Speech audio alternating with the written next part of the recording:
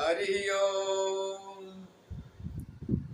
अब हम किस समय उपवास नहीं करना चाहिए, पेज नंबर 14 से शुरू करते हैं।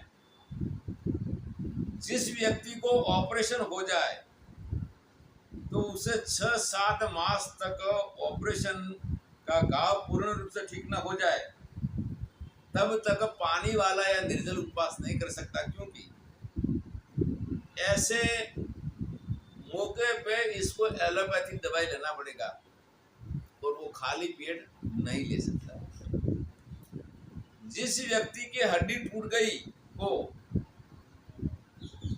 तो हड्डी को ठीक होने के लिए 7-8 मास तक हड्डी जुड़ जाए तब तक पानी वाला उपवास या निर्जल नहीं कर सकता, क्योंकि इसके अंदर कैल्शियम की अधिक जरूरत रहती है।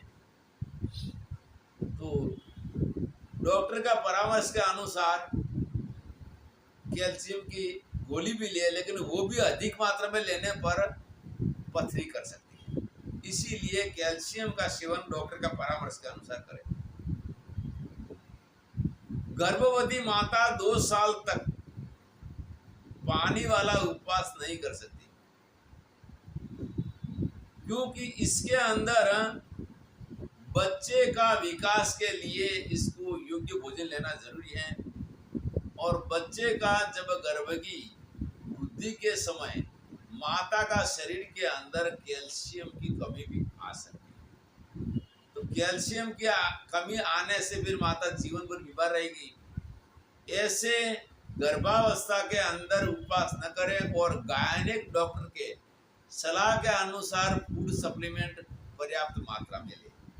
और पर्याप्त मात्रा में लेने से फिर बच्चा को जन्म देने के बाद माता फिर वहां बीमार नहीं होगी।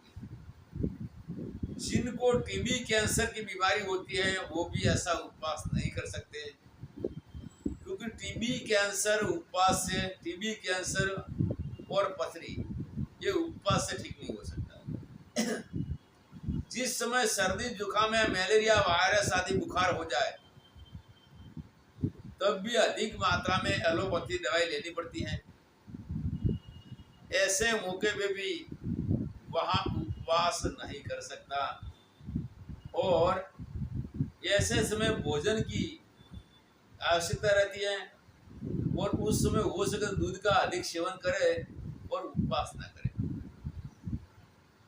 अब इसके बाद कहते अल्पाहारी उपवास।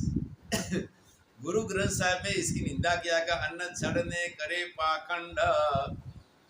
तो अल्पाहारी उपवास बहुत लोगों से लोग दिन में बार चाय कॉफी पीते हैं, आदत बन गई।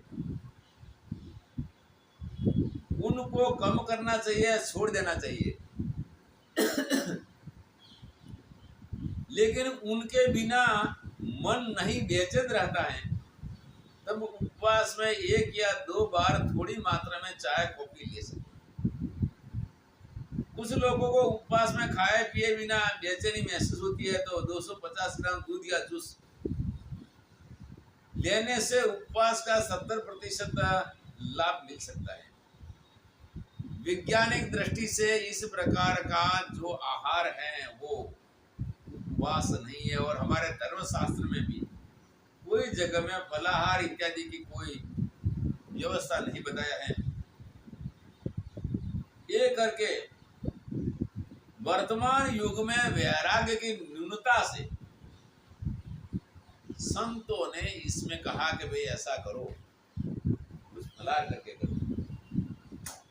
फलाहार करके करो, ऐसा करने से क्या होगा कि वो आस्तिकता आएगी और दूसरा बुरा मार्ग से वो बन जाएगा। वैज्ञानिक दृष्टि से भरपेट फलाहार करने से शारीरिक कोई लाभ नहीं मिलता और बचे हुए कैलोरी भी खत्म नहीं हो जाती है। भरपेट फलाहार के बीच में कोई कैलोरी खत्म नहीं होती। और जैन धर्म में बहुत से गृहस्थ 40 दिन तक केवल पानी पे रह जाते हैं। इस दृष्टि से सप्ताह में 1 दिन उपवास पानी पर करना कठिन नहीं है। मैं हर महीने में 8 उपवास पहला करता था, अभी वर्तमान के अंदर पाठ करता हूँ और जो 8 उपवास की मैं विधि बताता हूँ, वो उपवास अधिकतर निर्जल तो कुछ पानी वाला उपवास करता था, तो मैं पानी को छोड़कर कोई वस्तु ग्रहण नहीं करता था। फिर भी अभी तक मुझे कोई कमजोरी महसूस नहीं हुई।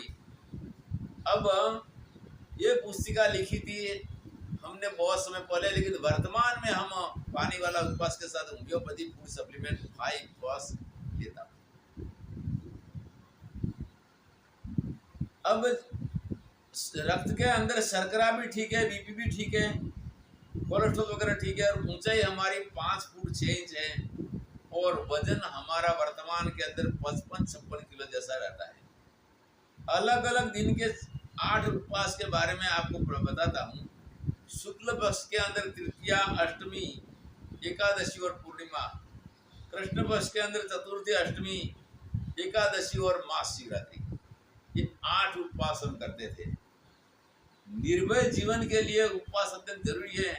बहुत से लोग हृदय रोग के प्रथम दौरे में चले जाते हैं। मैंने भी 5 जगह ऐसा सुना है कि हृदय रोग के प्रथम दौरे में डॉक्टर की सेवा मिलने से पहले ही शरीर छूट गया। बहुत से महानुभाव और वैज्ञानिक भी हृदय रोग के दौरे से मृत्यु को प्राप्त हुए। सर्वप्रथम वैज्ञानिक रीति से उपवास करते करते रहना चाहिए और भविष्य में भी रोग न बने। उपवास से राहत मिलने वाले रोग और पूर्ण रोग, इसका हम आगे वर्णन करेंगे। हरि ओम तत्सत।